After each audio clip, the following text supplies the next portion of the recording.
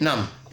Moja kwa moja basi tuingie katika kipengele cha leo, na baada ya kufanya recap pale kwa wale ambao basi wanatupata pale kwenye YouTube. Kumbuka katika sehemu ya siri kuu za ndoa tunajifunza siri ambazo twaweza, iwapo tazingatia, zitatusaidia sana kuweza kutunza ndoa zetu, kuweza kudumu katika ndoa zetu. Maana katika nyakati za hivi karibuni tutapata kuona kwamba talaka zinatokea kila kuchao. Yani mpaka unashindwa. Yani huyu alioa tu, huyu aachane. Kuna harusi moja ambayo ilinishangaza sana. Walifanya harusi nzuri ya kufana, lakini walipoenda honeymoon, wakirudi kila mmoja alirudi kwa gari lake. Kila mmoja alirudi kivyake. Na wakawa wameachana. Na umeona tu juzi wakienda honeymoon walikuwa na zile sweet, zile lollipop what? Zile walikuwa nao moja. Huyu analamba kidogo, anapatia mwenzake kidogo, analamba. Hivyo hivyo. Alafu baada ya kufanya hivyo kwa pamoja, mmependana hivyo, mwaenda honeymoon kila mmoja anakuja kivyake. Ni jambo la kusikitisha. Kuashiria kwamba the things that are not right. I don't know. Lakini basi tunahitaji we work on our marriages. You know, vile ambavyo tuna work kwa huduma yetu tuweze kusonga mbele, pia we need to work on our marriages the same. Kwa hivyo tunapoendelea pale, kwa ile ambayo umetune in, make sure umeenda pale kwenye YouTube, kuna part 1, part 2, hizo nyingi kabisa. Make sure umesubscribe kwenye channel hii. Kwa ile ambayo anatazama sasa hivi, chini ya video hii kuna neno subscribe. Ukisha click subscribe unaweza ambiwa sign in. Wala ambao kama tayari Gmail account yako iko active, hutaambiwa hivyo, uko sawa tu. Lakini ukiambiwa sign in na Gmail account yako, naweka tu pale bla bla bla bla gmail.com, ile Gmail yako gmail.com. Then ukishaweka hivyo una click yes, watakwambia sasa weka password yako, weka. Then baada pale kando yake kuna alama ya kengele, unaweza ka click hiyo alama ya kengele, ambapo basi hiyo inakwambia kwamba subscribe, una click the notification bell. Hiyo utakuwa alerted every other time tukiweka siri kuu za ndoa kwenye mtandao, unakuwa alerted, unatumiwa email kwenye Gmail account yako na unafuata. Tuna link, kwa hivyo hutangangana kusearch, bali tatutumia tu pale, alafu nangangana mara moja na click your link, unafuata, unapata mafunzo, na baada ya kuyapata unaweza ka share, unaweza ka like pale, na itakuwa vema zaidi. Kwa hivyo Mungu akutende wema. Make sure umesubscribe, click notification bell, na make sure umeshare pia, itakuwa vema zaidi. Kwa hivyo kwa leo basi niruhusu tuendelee hivi. Hapo basi umejiunga nasi pale kwenye YouTube, ni sawa. Niruhusu tuendelee hivi kwamba kando na mingine yote, you know, kuna zile ndoa, kuna mtu mmoja alitoa usemi akisema kwamba ukipata watu wawili kwenye gari, personal car, wako tu wawili, mwanaume na mwanamke, na wako kwenye gari, labda wanaenda town, wako kwa jam, na wamenyamaza hawaongei. Ukipata hivyo, jua huyo ni mume na mke. Alafu akaongezea kwa kusema hivi, na ukipata mwanamume na mwanamke wako kwa gari, wanacheka wakiongea, wamefurahia, jua huyo si mke wake, ni mpango wa kando. Ishindwe kabisa. Hiyo ishindwe mfululizo. Maana nafikiria ni maandiko yanayosema kwamba furahia mke wa ujana wako, furahia mume wa ujana wako. Kwa hivyo mbona mimi nikiwa na mke wangu nikasirike? Mbona wewe ukiwa na mume wako ukasirike? Mbona mpaka maono ukiona ati wamefurahi, huyo si mke wake? Ishindwe kabisa. Kwa hivyo si kinacholeta kule kutofurahi ni nini? Kinacholeta kule kunyamaziana kwa wale ambao wameoana ni kipi? Jambo la kwanza ambalo linaleta hilo ni kwamba wakati mnapotofautiana, tofauti zitaibuka. Maana wewe kama mwanaume umeelewa maisha tofauti, mwanamke ameelewa maisha tofauti, kwa hivyo mmekuja mmepatana pamoja. Kwa hivyo ni watu wawili tofauti ambao wamepatana, ni raw material hizo, umepata raw material. Kwa hivyo yafaa uijenge kwa kitu ambacho hahitaji iwe. Kwa hivyo utapata kwamba mnapofika mahali mmepatana, kuna uwezekano kwamba mkafika mahali hamuelewani kwa kitu kimoja au kingine. Na mnapotofautiana, mkisafiri mwende huduma the same, mnaenda kama Jumapili mwenda kanisani hivyo hivyo, mjasuluhisha mambo hayo, mnaenda safari hivyo hivyo, mnaenda kazini asubuhi hivyo hivyo, basi hayo ambayo yalinenwa kwamba eti ukiona wamenuna basi ni mume na mke, yatatimia. Na ndiposa ukisoma Biblia vizuri, Biblia inaongea kuhusiana na usiruhusu jua litue kabla ya kupatana na huyo mwenzako. Usiruhusu jua litue kabla ya kupatana na mwenzako, kabla ya kumaliza hasira, kutoa hasira moyoni mwako. Kwa hivyo basi ukilala na hiyo hasira, inaendelea kudevelop, inaendelea kuwa kuu. Ulisikia majuzi, si kitambo sana, ni mwaka uliopita, I think mwaka uliopita, wakati ambapo kuna ndugu mmoja tu alitoka kwao, akapanda gari, akatoka kwao ni Nairobi Mathika, akasafiri mpaka Eldoret, akaenda akanunua shoka, akaenda akamkatakata mpenzi wake na akamuua hivyo tu. Ni mambo ambayo alikuwa amekolea moyoni mwake, si kitu ambacho alifikiria mara moja tu. Na nafikiria labda hakuwa na mawazo kwamba anaenda kuua, lakini ilifanyika kwa sababu ya hasira. Nafikiria hivyo, na mambo ambayo yanaendelea kwa wale ambao walifuatilia walijua. Lakini nikujuze hivi, wakati unapolala na hii hasira moyoni mwako, unampatia shetani pia nafasi ya kuja kunenea. Atakuja kunenea vile mke wako ni mbaya, atakuja kukumbusha vile secretary pale kazini ndio mzuri, atakuja kukumbusha mambo mengi tu, akwambia ayo ungekuwa umeoa so and so, ungekuwa unapitia mambo ambayo unapitia. Kwa hivyo kuna mambo uongo nyingi tu ambazo basi utajuzwa wakati huo. Kwa hivyo basi mnapokosana, mnapotofautiana, make sure, especially now mwanaume ambaye unanisikiliza au mwanadada ambaye unanisikiliza, kuwa kipaumbele. Ukiona mwenzako hataki kuongea, kwanza jitokeze, muulize, sweetheart, umenyamaza, what is not happening, what is not right? And you know what, especially now upande wa ladies, kuna wale ambao wakikasirika they don't even talk, they keep quiet, wanangoja wakati wao baki peke yao walie kule. Kwa hivyo instead ya kungoja ifikie pale, tuamsha glasi ya maji kidogo ama kikombe cha maji hapa kwa ikuwe sawa, au sio? Kwa hivyo basi ili isifike mahali ambapo itakuwa imegraduate, imeleta shida zaidi, ni vema usuluhishe mapema. Kwa hivyo unaweza pata, kwa mfano, uko katika ndoa yako, mmekaa na mume wako ama mke wako, mmefika mahali mmetofautiana, unajua kwamba maybe umekosa, ama hata kama hujakosa, unamwona mke wako hayuko kwa mood, unamwona mume wako hayuko kwa mood vile huwa, kumaanisha kwamba something is not right. Usikae tu useme si atanuna tu alafu ataboil tu alafu atanyamaza, si amekataa kuniambia.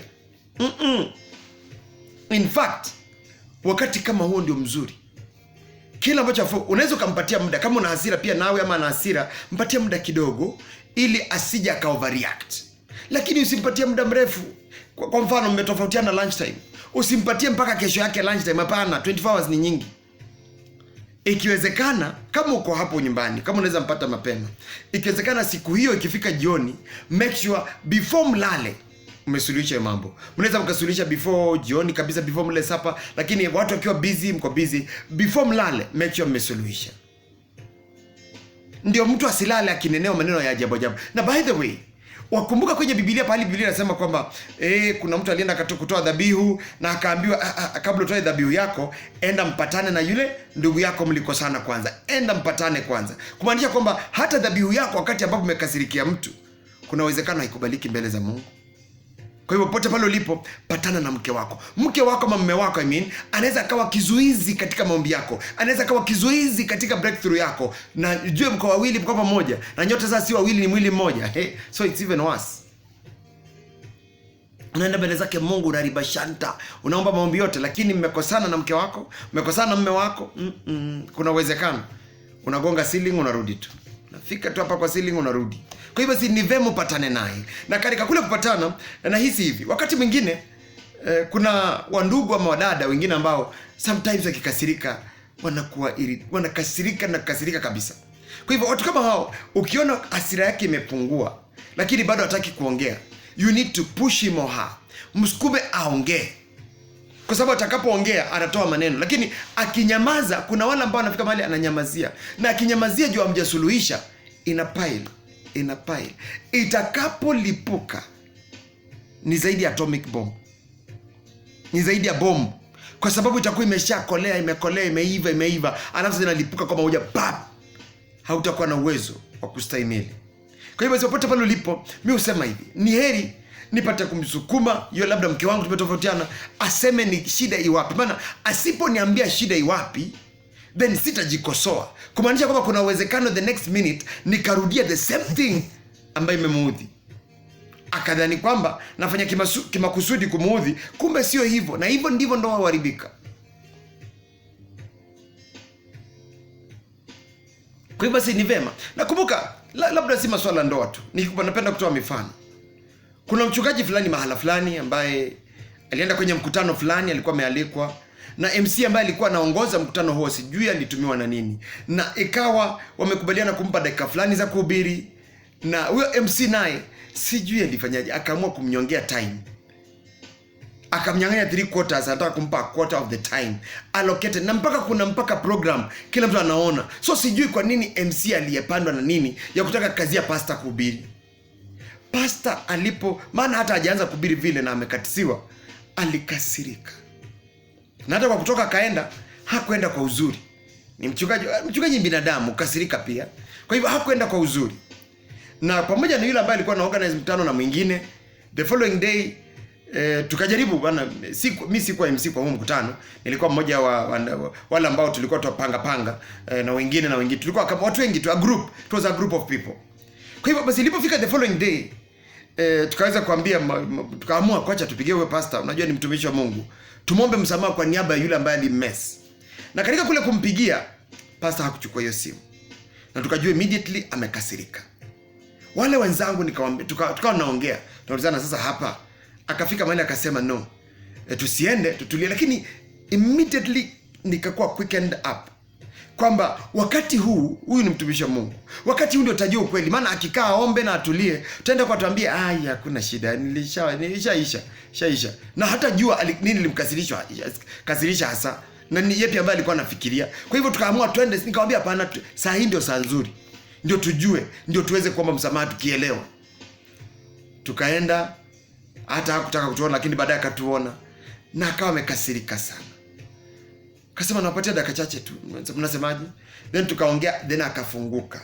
Akasema vile alikuwa ameudhika, vile akasema. Na aliposema yote, tukamwambia pastor, tukamweleza now what happened on the ground, tukajaribu kumweleza na tukaomba msamaha kwa niaba ya huyo mwenzetu ambaye hakuwepo kwa wakati huo. Tukaomba msamaha, na kweli unaona alitoboa maneno yote akamtoka moyoni. Kwa hivyo hata tukikutana next time, hakuwa baada na hiyo kinyongo ya maneno ambayo ilifanyika siku ile, maana aliyaongea yote. Kwa hivyo akakuwa relieved, na sisi tukamwomba msamaha, tukakuwa relieved na tukawa tuko sawa. We remain to be friends hata baada ya event hiyo ama mkutano huo. Na hivyo basi, mpendwa msikilizaji, wakati mwingine kwa mke wako, kwa mume wako, make sure kuna vitu ambavyo inabidi ungojee tu atulie, kuna zingine ambazo inabidi uongee ndio upate kujua. Maana mzee umetoka kazini, umefika nyumbani, mke wako amenuna, ujui kwa nini. Ndio mtu mmoja alisema, ukisikia mke anasema we need to talk, hapo kimeumana, kuna katatizo. Kwa hivyo basi inabidi ujipange. Wanasema akili ya mwanaume inaanza kufikiria, nimekosea wapi? Nimefanya nini mbaya? Kwa hivyo anatafuta kama kosa pale amefanya, lakini huenda saa zingine haipo. Anyway, ama kuna nyingine pia inaweza kuwa ni kutoelewa, kuna kitu ambacho hajaelewa vizuri. Kwa hivyo basi kipengele hiki natumai basi nimekueleza kwa kirefu. Make sure at all cost mmeongea.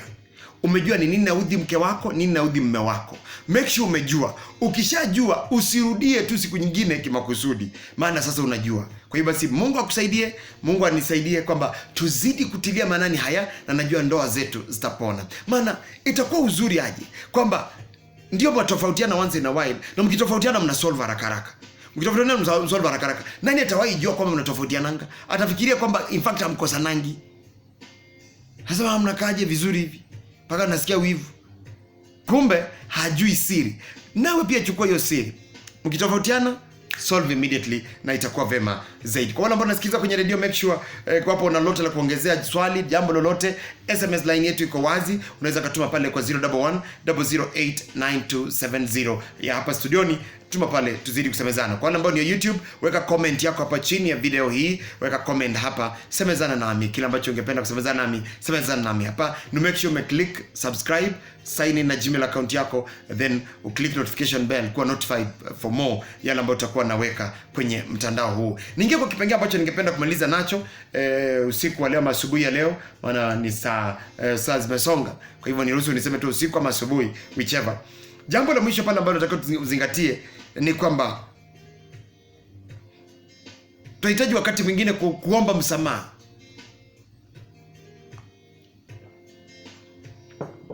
Hata wakati ambapo hujakosa. Unajua, nikumbusha tu babangu mzazi wakati alipokuwa hai alikuwa mkali sana, maana tulikuwa vijana wengi katika familia moja yetu.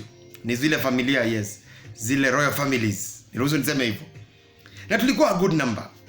Na wakati mwingine maboys mkifika, kuna umri kama boys wanafika mahali wanakuwa stubborn kidogo. Kwa hiyo basi maboys wakafika wakawa tuko pale, na unapata kuna kitu kimepotea. Na kama kitu kimepotea, labda pesa, labda mtu amepasua kioo, mkicheza mpira, amepasua kioo ya nyumba. Sasa nataka kujua ni nani alifanya hivyo. Na saa hizo nyote mmeogopa mtachapwa, kwa hivyo mnaanza kukana. Si mimi. Na kuna uwezekano labda kama labda mwenye alipasua hakuna mwenye alimuona, kwa hivyo naye pia amejificha kwa wengine, si mimi. Kwa hivyo ukibaki pale wa mwisho, in case nyote mseme si mimi, and of course labda ni pesa imepotea, lazima kuna mtu amechukua, ama ni kioo kimepasuka, lazima kuna mtu alipasua na mlikuwa mnacheza mpira, ama ni chochote kile. Mkifika mahali nyote mseme hapana na kuna mmoja wenu amlifanya, mtachapwa nyote. Kwa sababu kioo haiwezi pasuka yenyewe nyumba, lazima kuna mtu alipasua. Glass haiwezi pasuka yenyewe, kwa hivyo kuna mtu alipasua. Kwa hivyo natumia tu mfano.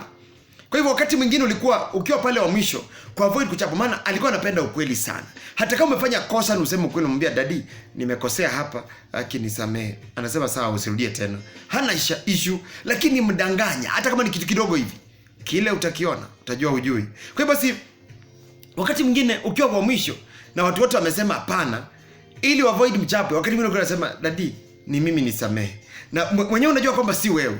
Then mwisho wako unasema, mnakuja sasa kishatulia, unamwambia dadi, hakuwa hata mimi. Ndio ataulizia, kwani alikuwa nani? Ndio atakuja kujua tu, of course. Finally atajua ni nani alifanya hivyo. Lakini basi atakuja kujua baadaye. Lakini akiwa na hasira amechemka hapo, itakuwa ni kubaya. Kwa hiyo basi kama tukiwa watoto tulikuwa na uwezo wa kukubali makosa ambayo si yako, ku avoid whatever that may come. Ku avoid kuleta issues kwa ndoa. Mbona basi nasi ambao ni wanandoa, watu ambao ni wazima, watu ambao tuna value ndoa yetu, mbona tusifike mahali, unafika tu mahali una accept makosa yako, hata wakati mwingine bila makosa. Mwenzako amekasirika, kuna kitu ambacho kwako si makosa na kwake ni makosa. Umefika tu mahali, umeenda, kuna jambo ambalo umefanya, umeenda ukachomoa pesa, pesa mbele ya watu. Unajua kuna watu, natumia tu mfano, kuna watu wanatoka kaunti ile next kwa yangu, anachomoa pesa, bunda la pesa kwa mkono, na anataka 1,000 na ako na 50,000. Kwa hivyo anatoa 50,000, anachomoa hiyo moja anapeana, alafu hizo zingine 49 anarudisha kwa mfuko. Kuna mtu ambaye kwake ameelewa, yeye anaona hizi shida, lakini labda kwa mwenzake anaona hiyo ni kubrag. Mbona unaringa? Kwa hivyo yeye amekasirika na anakuja anakuambia mbona unafanya hivyo? Kwa hivyo wakati mwingine wewe unashindwa, kwani hiyo ni mbaya? Unaona si mimi nilichukua tu pesa 50,000 only, haikuwa na shida. Kwa hivyo unaona haina shida, lakini yeye anaona ilikuwa na shida. Ukiona amejamu hivyo ndio anaelewa. Wakati mwingine hata kama unaona si makosa, ili udumisha ndoa yako inabidi accept tu kwanza. You'll talk about it in details later. Just accept. Kukubali kwamba ni pole, sikujua, ni makosa. Itakukula na nini? Kwa hivyo basi popote pale ulipo mpendwa msikilizaji, na kusihi hivi kwamba wakati mwingine itakuwa vema ku accept tu. Accept alafu mtaongea leo. Usije accept nyamazia tu. Accept alafu mtaongea later wakati mko soba vizuri, na mtasuluhisha, mtaponya ndoa yenu. Wengi ndoa ziko na matatizo kwa sababu mwanamume amekwamilia, ameweka msimamo wake, dada naye amekubalia, ameweka msimamo wake. Sasa hawezi kutana, hawezi elewana. Hiyo haiwezi saidia ndoa kivyo vyote. Popote pale ulipo, hakikisha kwamba angalau mnaongea, mnapatana kwa haraka. Na vile vile pia mkifika mahali umeaccused sana na mwenzako, wakati mwingine itabidi, kama si kitu ambacho ni dhambi, kama si kitu ambacho unaona ni kibaya sana kulingana na wewe, mbona si accept alafu endelee na maisha itakuwa sawa, kuliko kupiga kelele domo na mwisho hakuna kitu utasaidia alafu mtalakiane. Mungu atusaidie, azidi kuponya ndoa zetu. Mungu akuponye popote pale ulipo. Mungu akupe hekima katika ndoa yako. Na Biblia inasema kwamba wazee, wanaume, tuishi na wake zetu kwa hekima. Na vile vile pia wanawamama nao wanaambiwa kwamba hao ndio wanaweza kutunza nyumba au akabomoa ndoa kwa mikono yao miwili. Kwa hivyo basi please tutumie wadhifa ambao tumepewa vizuri na tuweze kudumisha ndoa zetu. Kuna wakati tulijifunza mpaka hata kwenda shuleni itakuwa ni muhimu. Iwapo basi kwenda huko shuleni kutasaidia ndoa kudumu, ni sawa. Mungu akusaidie. Do all you can kuhakikisha kwamba your marriage works. Pray without ceasing for your marriage. Do things together. Forgive your partner. Change your habit. Kama kuna habit yako ambayo impendezi, just change. Kama kuna mavazi fulani hapendi, ukibadilisha mavazi amekunulia ingine na ukuje, kwani kuna dhambi? Hakuna. Just do something. Si kila kitu, lakini you can adjust, give and take, balance, ndiposa familia iwe kitu kimoja. Mungu akutende wema. Kwa wale ambao wanatazama kwenye YouTube, make sure tunapomalizia hivi, chini ya video hii kuna neno subscribe. Click your neno subscribe.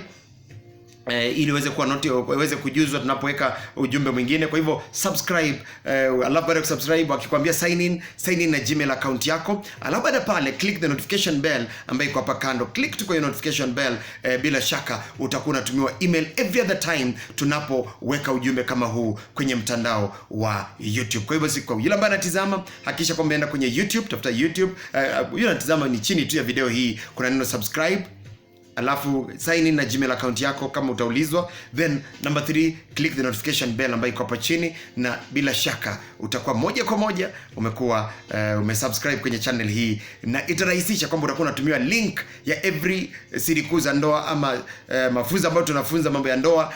Bila shaka utatumiwa link kwenye Gmail account yako, na lako tu ni click your link na unapata kujua zaidi na zaidi. Kwa hivyo make sure umesubscribe, click notification bell, alafu pia share the link, share ujumbe huu, tuzidi kujuzana mmoja na mwingine. Wengi husema chuma hunoa chuma nyingine. Mimi hapa ni VMM, ukipenda Victor Madu Mandala, na wapenda sana. Zidi kudumisha ndoa yako